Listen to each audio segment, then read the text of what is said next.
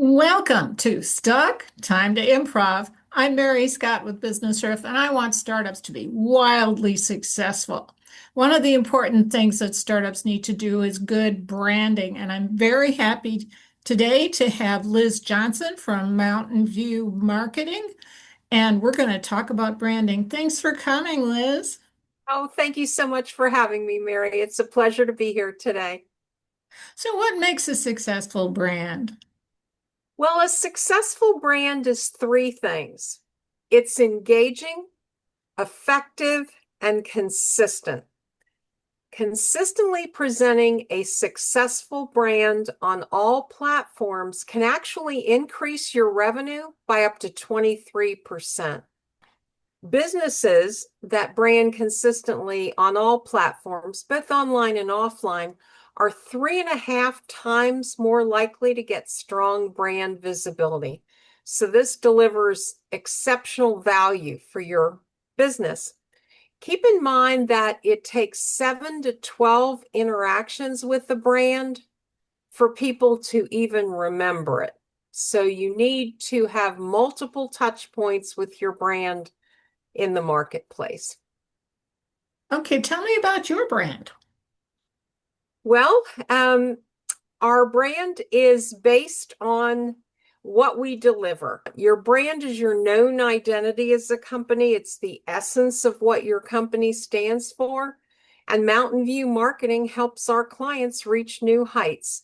So that's our tagline. But it's really important that your brand is created strategically because it's your known identity as a company, as I said, the essence of what your company stands for, and it's what your clients, prospective clients, colleagues, referral partners, and business organizations think of when they hear your brand name. It also is your promise to your clients regarding what you provide and why it's of value to them. And it's what actually drives your clients to want your services or products, not just need those services and products.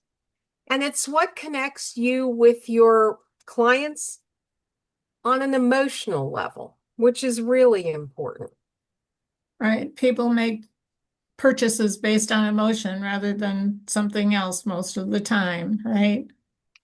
Are Yes, there and they have to feel connected to your brand. It has to resonate to them with regard to your value to their specific needs. right. Are there particular components to a brand? Yes, there are. The foundation of every successful brand, without exception, are your value propositions or unique brand assets. And those answer four questions. Why choose your company? What sets you apart from the competition? What unique assets do you provide to your clients? And how do you give back to the local and regional community? The answers to those four questions need to be woven visually and verbally into all of your branding and all of your outreach.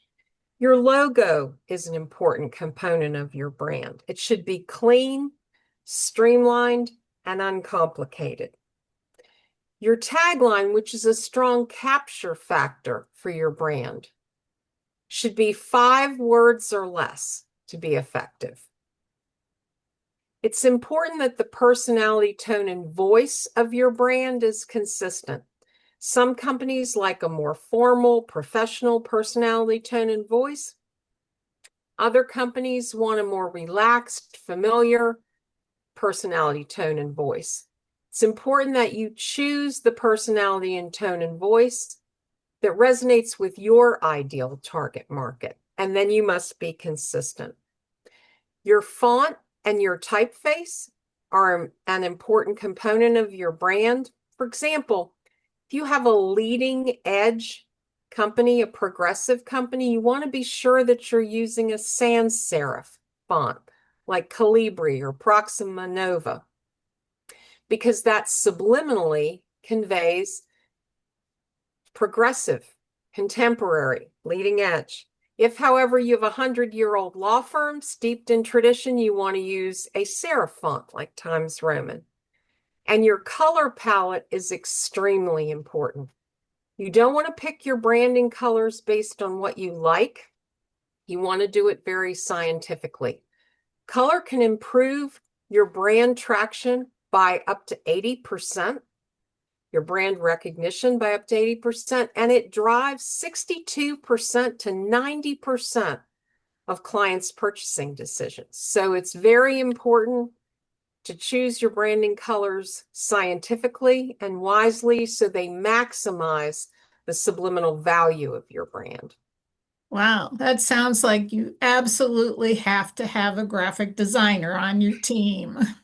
Yes, you do. And you need to be able to drill your ideal branding colors down to the exact shades that you need. We do an in-depth subliminal color analysis when we do branding, and that's really important so that you know exactly what's going to resonate with your clients. Okay. About how much money should a startup plan on spending on getting that initial brand up? There's a huge range. We have a branding package that we offer to our clients that includes the final value propositions and outreach text, tagline, logo, and subliminal color analysis for $3,395 for the entire package. Some agencies charge up to $12,000 or Oh more. my goodness. Well, That's this hard is, for a startup. yeah, it sure is. Well, this has been absolutely fascinating. It sounds like there are all kinds of things that people need to really pay attention to when it comes to your brand. Do you have any parting thoughts? Well, there are a few keys to a successful brand I would share. First, it's important to be authentic and transparent. 94% of clients are likely to be loyal to a brand that provides complete transparency.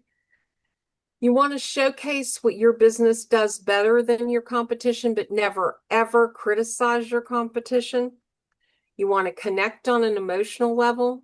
Tell your story. Stay relevant and flexible. And make sure you're investing your branding efforts on the platforms where you're going to connect with your ideal target markets. Because branding is a business growth tool when it's done professionally and correctly. Well, thank you again, Liz Johnson from Mountain View Marketing. We'll put connections and links in the comments so people can get a hold of you for more information. Sounds And good. I'm Mary Scott with Business Riff. I want startups to be wildly successful. And one of the best things you can do to accomplish that is book a call with me at businessriff.com.